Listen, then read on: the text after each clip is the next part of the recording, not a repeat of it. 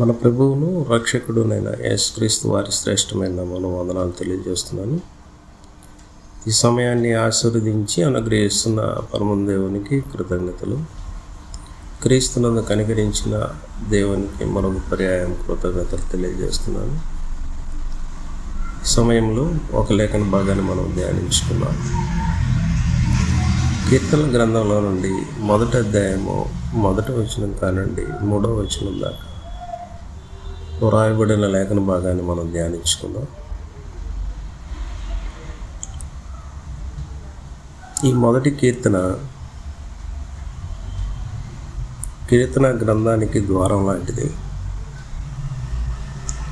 ప్రత్యేకించి ఈ కీర్తనలో 2 మార్గాలను సూచించడం జరుగుతుంది. ఒకటి నీతిమంతుల మార్గము, రెండవ మార్గం దుష్టుల మార్గము. అప్పటి ఇశ్రాయేలు సమాజంలో ధర్మశాస్త్రం ద్వారా వారికి జీవన మార్గదర్శకంగా ఉండేది. దేవుడు వారికి అనుగ్రహించిన రాజ్యాంగ చట్టం అదే వారికి మార్గాన్ని చూపిస్తూ ఉండేది. ఇక్కడ భాగ్యవంతుల గురించి మొదట తెలియజేయడం జరుగుతుంది.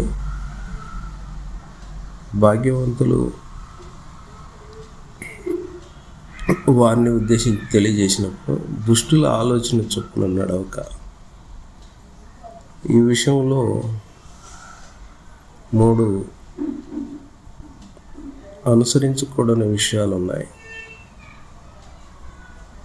అవి పాపానికి దూరంగా ఉండటానికి ఇక్కడ 3 దశలను తెలియజేయడం జరిగింది. నడవకు అనే సమాచారం మొదట మనం చూసినట్లయితే ఆలోచనలో భాగస్వామ్యం కాకుండా ఉండటం. నిలవకు అంటే వారి మార్గంలో స్థిరపడకపోవడం. కూర్చుండక అంటే అపహాస్యకులతోటి ఐక్యం అవ్వకపోవటం. ఈ 3 కార్యక్రమాల వలన పాపములో క్రమంగా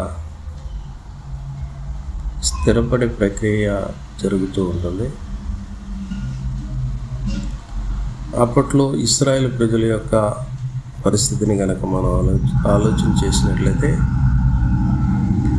ఇశ్రాయేలు ప్రజలు చుట్టుపక్కల అన్ని జనులు ఉంటూ ఉన్నారు. వారి యొక్క ప్రభావం వారి మీద బాగా పడుతూ ఉంది. వాస్తవానికి అన్ని జనులు ఇతర దేవతలను ఆరాధన చేస్తూ ఉండేవారు. ధర్మశాస్త్రంలో తెలియజేయబడిన సంగతులకు విరుద్ధ ఆచారాలు వారు జరిగిస్తూ ఉండేవారు. ఎందుకంటే వారికి ధర్మశాస్త్రం ఇవ్వబడలేదు కాబట్టి. అయితే ఇశ్రాయేలు ప్రజలు కూడా ధర్మశాస్త్రానికి విరుద్ధంగా జీవించడము ఆ రోజుల్లో సామాన్యమైపోయింది. అది అందుకని మొదటి కీర్తనలో ధర్మశాస్త్రంలో ఆనందించేవాడు, ధర్మశాస్త్రమునందు ఆనందించుచు అనే విషయాన్ని మనం గమనించినట్లయితే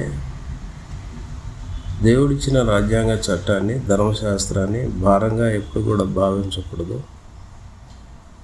దాన్ని ఆశీర్వాదంగానే చూడాలి. అంతేకాకుండా దానికి హృదయపూర్వకంగా విధేయత చూపించాలి.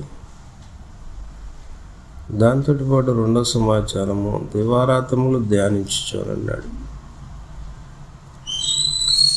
ధ్యానించటం అంటే లేఖనాన్ని చదవడం, తర్వాత ఆలోచించటం,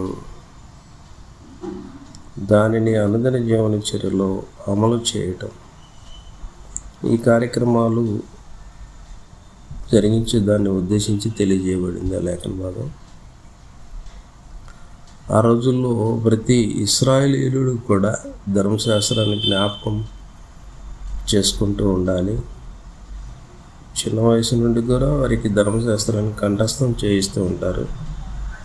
ఇది ద్వితీయోపదేశకాండము 6వ అధ్యాయము 6వ వచనం నుండి 9వ వచనం వరకు కూడా వారు నడుస్తున్నప్పుడు, నిల్చున్నప్పుడు, పనుకున్నప్పుడు, కూర్చున్నప్పుడు కూడా ధర్మశాస్త్రాన్ని వారు జ్ఞాపకం చేసుకుంటూ ఉంటారు. చిన్నపిల్లలకి అది నేర్పుతూ ఉంటారు. ఆ రోజుల్లో దేవుని యొక్క ధర్మశాస్త్రం మోషే ద్వారా ఇవ్వబడింది. అయితే దేవుడు ఏర్పాటు చేసిన రాజులు వారిని పరిపాలన చేస్తూ ఉండేవారు. ఆ పరిపాలన చేసే రాజులు సైతం కూడా ధర్మశాస్త్ర ప్రతిని వారు నకలు వారి స్వశక్తులతోటి రాసుకొని దాన్ని చదవవలసిన వారై ఉన్నారు. ద్వితీయోపదేశకాండం 17వ అధ్యాయము 18-19 వచనాల్లో ఈ సమాచారం రాయబడి ఉంది. కాబట్టి ఎవరైతే ధర్మశాస్త్రాన్ని ఆధారం చేసుకొని జీవితాన్ని కొనసాగిస్తూ ఉంటారో వారిని ఉద్దేశించి వారు ధన్యులు అంటే భాగ్యవంతులు అని తెలియజేయబడింది. అలాంటి వారి యొక్క స్థితిని గురించి తెలియజేస్తూ నీటి కాలువ యొద్ద నాటబడిన చెట్టు, అతడు నీటి కాలువ ఎరను నాటబడినదై అన్నాడు.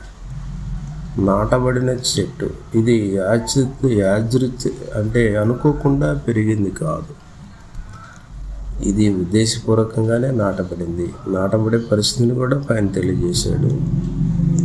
అంటే దేవుని యొక్క యోచనలో స్థిరమైన జీవితాన్ని కొనసాగించేవారని అర్థం. నీటి కాలువ యొద్ద అని అంటే వాస్తవానికి ఇది అక్షరార్థంగా తీసుకోకూడదు. మనం ఇశ్రాయేల్ ప్రాంతం అంతా కూడా ఎక్కువగా ఎండబారిన నేల.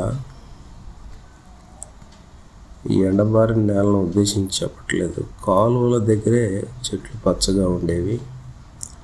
ఇది ఆధ్యాత్మిక పోషణకు సంబంధించిన సూచిక ఇది. అయితే ఇక్కడ 3 ఆశీర్వాదాలు తెలియజేయబడ్డాయి.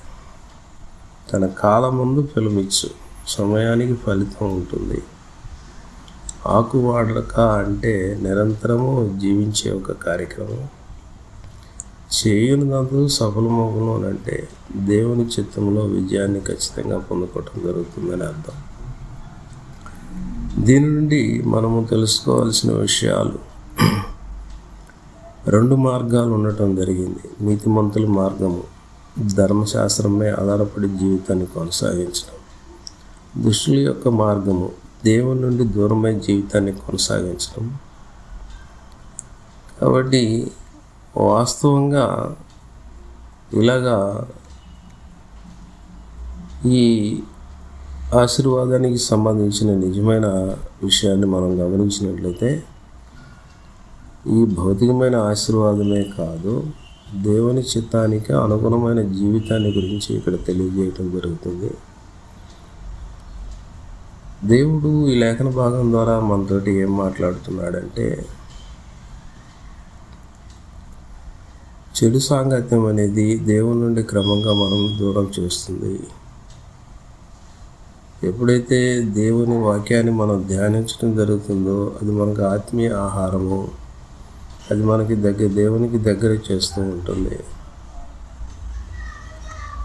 దేవుని వాక్యాన్ని ఎవరైతే ధ్యానిస్తారో, దాని మీద ఎవరైతే ఆధారపడతారో, పరిస్థితులు ఎలా ఉన్నప్పటికీ కూడా వారు స్థిరంగా ఉంటారు అనే సమాచారాన్ని దీని ద్వారా మనం తెలుసుకోవచ్చు. మనల్ని మనం ఒకసారి ఒక ప్రశ్న వేసుకున్నట్లయితే, ఇప్పుడు మనం ఏ మార్గంలో ప్రయాణం చేస్తున్నాము? మనం ప్రయాణం చేసే మార్గము ఫలప్రదమైన మార్గమేనా, స్థిరమైన మార్గమేనా, విజయాన్ని ఇచ్చే మార్గమేనా? ఒకసారి మనం ఆలోచన చేసుకుంటే ఖచ్చితంగా 2 మార్గాల్లో, నీతిమంతుల మార్గంలో మనం నిలిచినట్లయితే దేవుని కృపకు మనం పాత్రలమై దేవుని ఆశీర్వాదాలు పొందుకోగలుగుతామని ఈ మాటలు ఇంతటిని ముగిస్తున్నాను. వందనాలు.